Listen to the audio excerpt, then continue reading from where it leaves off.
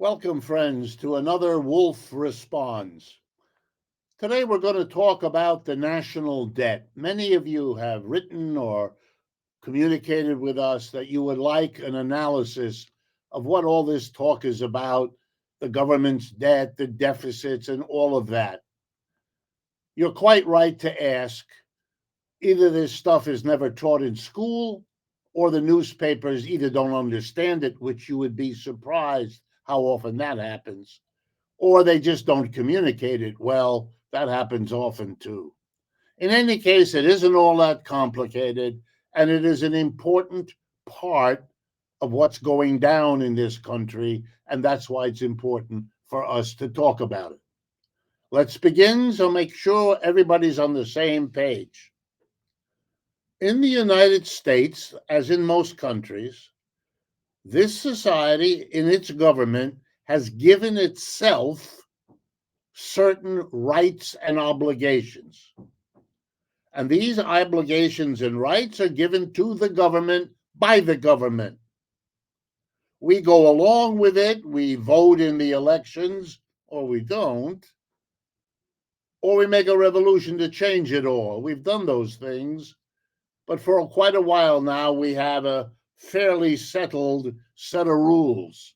And under those rules, the government has certain obligations. It has to maintain an army. It has to provide social security for people who've given a lifetime of work and then retire around the age of 65 or a bit older. It maintains roads and harbors. It maintains public parks. It supports universities, and so on and so on. Those are obligations that are given to the government. But of course, to do all those things, the government has to hire people to do the work.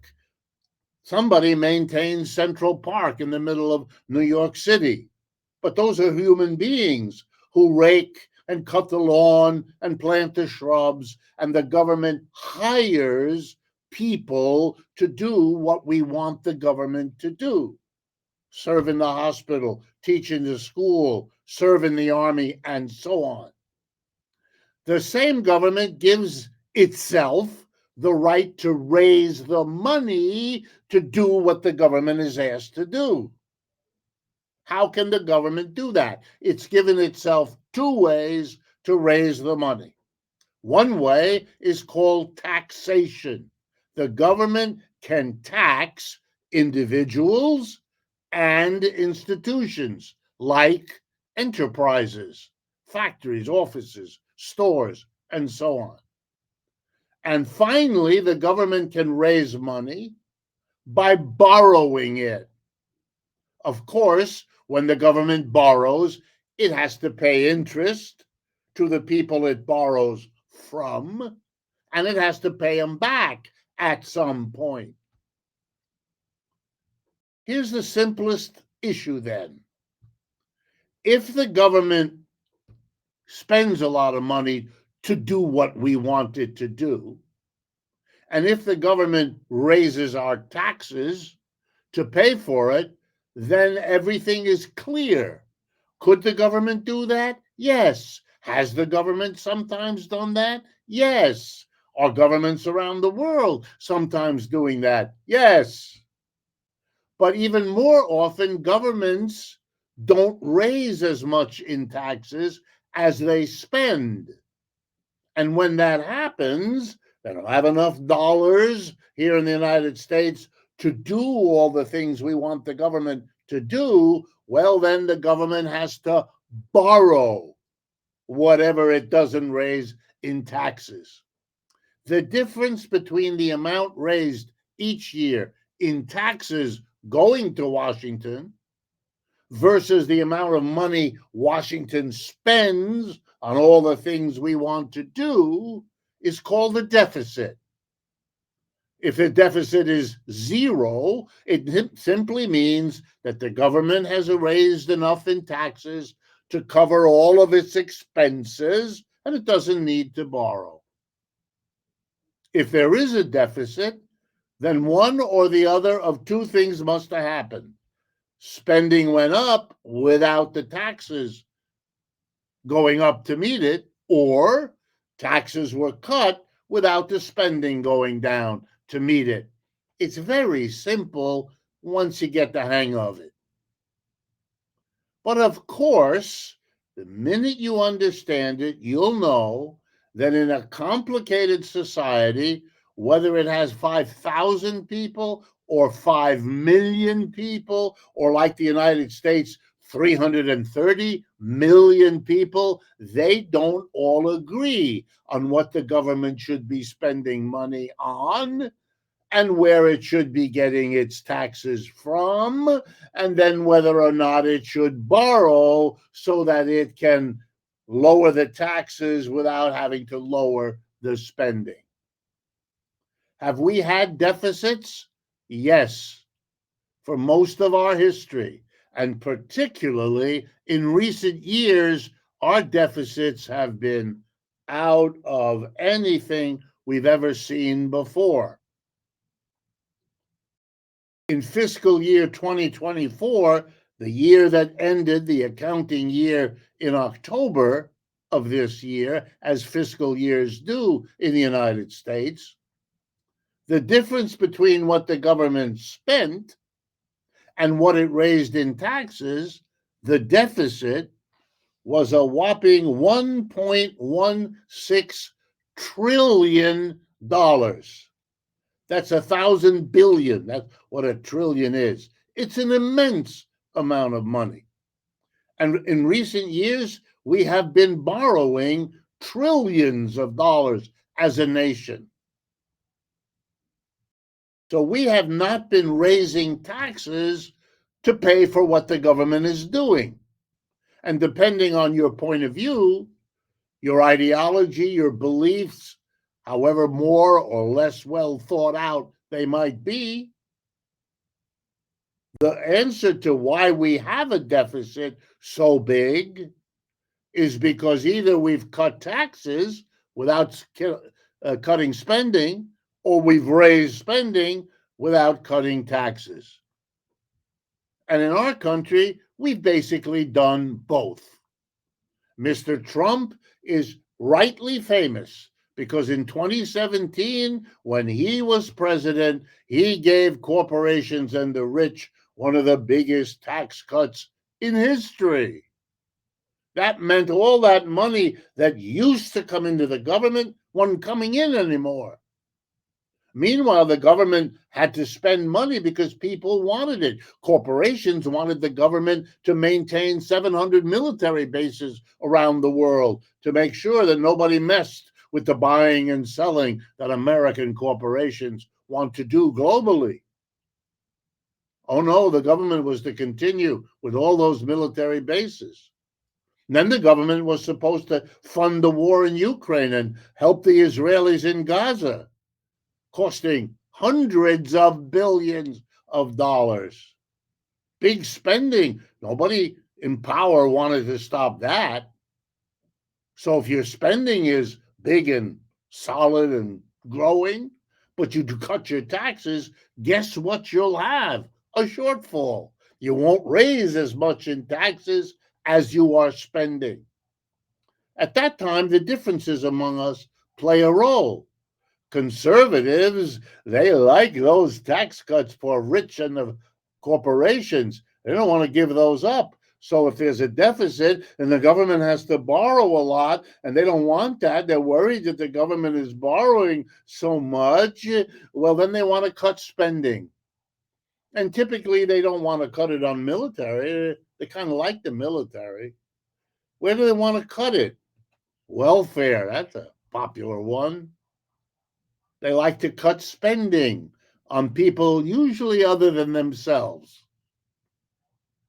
Okay, that's one way to solve the problem. You cut spending, then the whole government gets smaller, less people hired. That's what Elon Musk and Mr. Ramaswamy, that's what they're talking about. Cut the government, they mean the spending side. Get the government spending down to the lower level of taxes. But of course, you know who that hurts? That hurts most the people who depend on government spending. And who are they? School children in schools. The quality of their education depends on how much government spends on public education.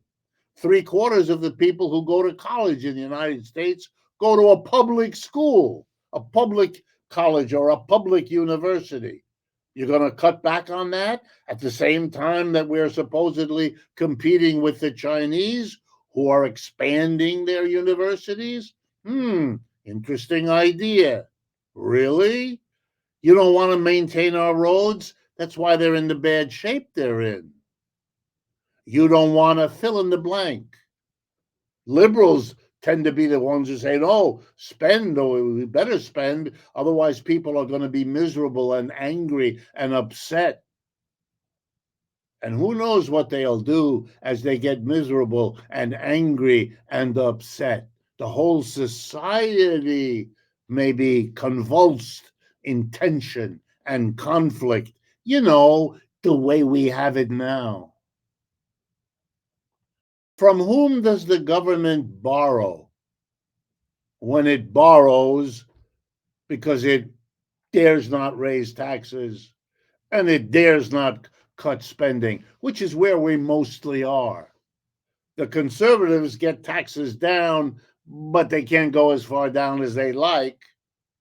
The liberals want the spending to maintain for the mass of people, and they wave their finger at the conservatives and say, don't you dare cut that, because then the society will explode. Each one feathers their own nest with their own preferences. But they all know that you can't keep doing this forever. You can't borrow your way out of every problem. You will have learned that in your own life. Governments learn it too. And here's why it's not complicated. When governments borrow, they borrow from banks, that's where the money is. From big corporations, that's where the money is. From rich people, that's where the money is. The government doesn't borrow much from the mass, the majority, the working class people, and for a simple reason, they don't have much money to lend to anybody. So government borrowing comes mostly from the rich and the corporations. The governments can also borrow from one another. You might be interested to know that the two largest creditors of the United States government are the governments of Japan and the People's Republic of China. The United States is one of the biggest debtors in the world, the biggest single country debtor. And the two biggest creditors, Japan and China. And of course, when the government borrows, it has to pay interest. You may not have thought about this before, but every year the government raises money, our taxes that we pay, and uses it not to maintain the roads, not to fund the elderly in their retirements, not to pay for the U.S. Army, not to maintain our roads and bridges and so on. What do they do with the money? A good chunk of the money in recent years, get ready, 38% at the most recent of the taxes coming in are used to pay interest on the borrowings of years ago, right up until the present, because that's the national debt, all that money that hasn't been paid back yet, and we have to pay interest. So over a third, one out of every $3 in taxes you pay doesn't buy you a public service, doesn't buy you anything that the government does. All the government does is take more than a third, about 38% of our taxes, and uses it to pay off the creditors, to give them their interest. China owns $700-800 billion worth of U.S. government debt. So we all pay taxes, which the United States government ships to Beijing to give them the interest they're entitled to, which they're free to use, I don't know, for the Chinese army. Think about it if you haven't. But here's the most important thing to understand. Who pressures the government, the politicians, to cut taxes on corporations and the rich? The answer? Corporations and the rich. You knew that one. And why would the corporations and the rich do that? Simply because they don't like to pay taxes? No, that would make them like the rest of us. None of us like to. We understand the obligation. We do want our children educated. We do want the firefighters to be ready to help us if we have a fire, etc. But no, the corporations and the rich, they have a different reason. They know that if they can persuade the politicians to cut their taxes the way they got Mr. Trump to do in 2017, well, then the government would run a deficit. With the taxes cut and all the pressure to keep government spending going, the government would have to borrow, excuse me, to make up for the tax cuts that meant they no longer got big money from corporations and the rich. And how would they do it? By borrowing. And who would they borrow from? Mostly, get ready, from the same corporations and the rich. They therefore have a double benefit. When they cut taxes, they don't have to give the government what they used to. Meanwhile, the government will come the next day and say, because we didn't raise taxes on you, we have to borrow from you. And for a rich corporation or a rich American family, what a lovely arrangement. I get rid of my taxes and instead I lend to the government, which pays me interest for several years and then gives all that money back to me.